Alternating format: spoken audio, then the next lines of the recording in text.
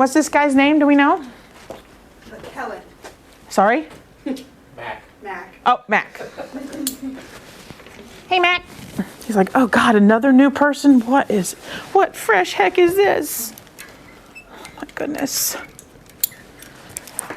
Okay. Hey, buddy. All right, so the first thing I see is somebody's taken too much off of his ears. So that's going to be a little bit of a struggle. Oh yeah, he's a little wonky. Everything else will be, pretty doable. But so the tip of their ears and the top of their head should be even. So when we've got it all fluffed up, that's what goes into the chrysanthemum head, okay? You're not gonna get that if you take this too short, or if you leave this too long, or if you leave this too long. So generally my rule of thumb when I do a new Westie is I do the top quarter to a third of the ear, and then I fluff up the head and I see what it looks like. So this is probably almost half of the ear has been shaved, and then a whole lot of this stuff behind has been trimmed off too. That's one of the biggest mistakes that groomers make, is they cut them up too far here, because that's our habit, right? We do these little Shih Tzus and teddy bear heads and stuff, and we go, oh, So this is actually, he's actually more correct that way. Oh, you still have your two best friends. I'm sorry. So we want to leave this back here, okay? More like you would if you got a client with a Bichon that doesn't want the crest behind the head, more like that. You want it to be further behind the ear so you can incorporate that ear in with the whole head. So that's okay. But they've definitely taken off too much behind the ear, as you can see, and then this is too short. Okay, so if ideally we would want the top of that head to be even with the tip of the ears after we trim it. And that's where we get that nice round look. And then when you do that and you have that on top, now you know where to go with your sides, right? So if you do the top and then you incorporate the sides in, then you will always get that nice round look. It's not going to get that way so much today, but we're going to try. And then what's the difference in the tails of the short-legged terriers? Who knows? And if you don't know, take a guess. I don't mind. Nobody knows. The difference in the tail. Scotty, Westie, Celium. Tell me what's the difference. They're the short-legged terriers, and they get carrot tails with a set on the underside. And what's the difference? Oh, goody. I'm teaching you something extra cool today. All right, Westie, fat carrot. Scotty, skinny carrot. That's right. Okay, so there's the difference. There's definitely a difference. And then skinny carrot, would it still be wider at the base? Yes. Okay. Still wider at the base, but a Scotty is more like if they have a nice fat tail like they're supposed to, not a skinny weird rat tail. Don't get, because sometimes I've every once in a while I've taken a blade to it and been like, oh, that didn't go so. Yeah, a little skinny bony tail. Be careful. They're supposed to have a nice little. Excuse me, buddy. He's got a pretty nice little fat tail. Okay, it's fat. It's probably about as big around as my thumb. Okay, if it's really skinny like that and you take a blade to it, you're going to get a skinny tail no matter what you do. So you have to, pay attention to what you're doing too. But the Westie has a very fat carrot tail, no flag, none of that stuff. It's not supposed to be this long, waving around back there. It's a fat carrot, and then the Scotty is a skinny carrot. And then some of your other ones, you take the whole tail off. All right, what is this? I'm going to see what this looks like. Where am I? This is a 1. I just want to see what it looks like because he's got a pretty thick coat.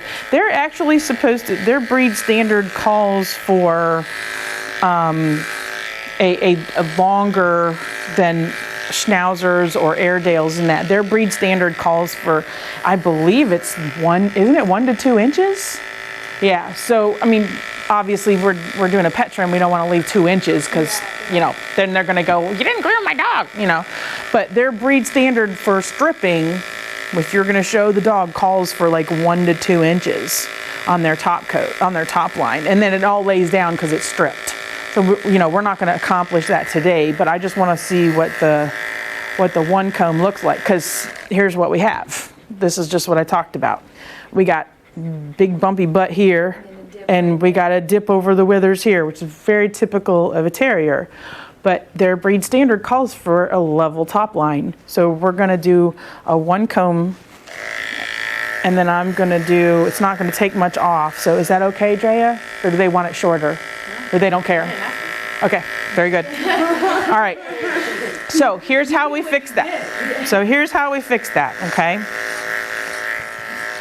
I like a little bit more coat on them. I don't like them to be looking naked. I don't like them to, I need to change my blade drive too, and I couldn't find one this morning, so excuse my, yeah. So what we're gonna do is we're gonna do this, and we're gonna leave this area right here, and then we're gonna go backwards and make the butt a little shorter, wherever that bump is. Because we're going to level out that top line.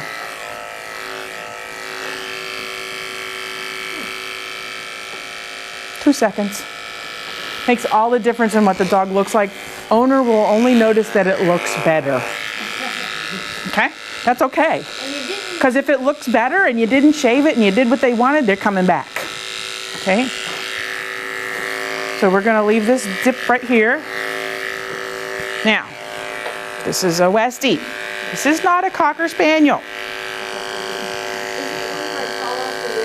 Fall off the top of the rib cage. Skiing off the mountain. And then we leave this, and we take this in a V shape over the thigh. Don't make it go like this. Don't make it come all the way down here and go straight that way. That's not how we do that. Fall right off the top of the rib cage.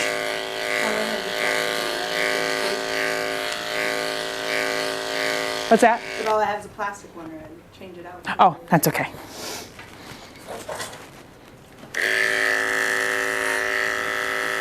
And we're just going to kind of skim off behind the base of the tail, because we don't want all that stuff sticking up either.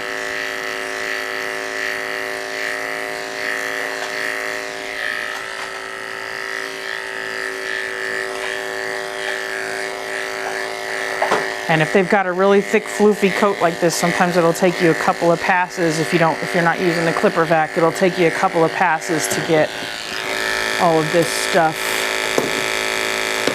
laying down like you want it to. Use a clipper vac instead of shave. Isn't it like clipper vac too much? I've been doing it long enough I can do it. It's a practice thing. You have to know how to drop off a little bit sooner because your air is pulling the hair. So instead of, like, I have to adjust myself when I come here because I use a clipper vac for everything. So I have to remember to go further. Because when I use my clipper vac, number one, I never use a blade first off. I always use a comb because the blade is going to touch the skin, and their blade, here is not touching the skin. It's going to touch the skin, and it's going to suck it in too hard, and that's where it makes lines and makes it a lot shorter. And you can also turn it way down. You can adjust it and turn it down so it's only sucking up a little bit of hair. That's another option for like when you first start using it. But what I would do is, instead of dropping here, I drop here and go like that, because as I go, the air is pulling. So if I drop all the way off, it's going to suck that up, and I don't want that gone. It's just a matter of readjusting how you do things a little bit. So I'm going to try to do this side over here for the camera. Can you see what we're looking at in the camera? Can you see what I'm doing? Okay. Just want to make sure I was in the right spot. So we're going to take this, drop it all the way off the top of the rib cage. And then we got a little V-shaped pattern here.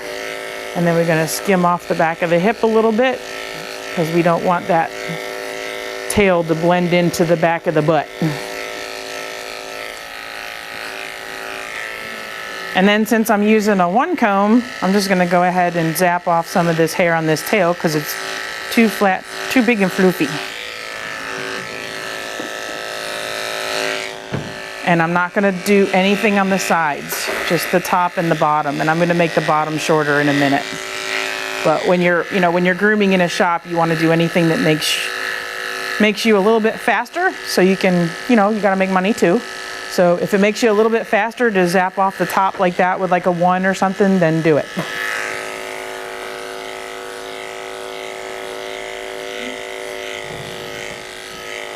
And sometimes if they're really chubby, what I do in the shoulder layback that I'm going to show you in a minute, sometimes I take it back here too and make them look a little bit, because they have a tendency if they get, he's not neutered, but a lot of times they have a tendency, whether they're a pet or if they're spayed or neutered, they tend to get a little bit chubby. So I'm going to leave the whole back of the neck and right over the withers because I'm just going to blend that in.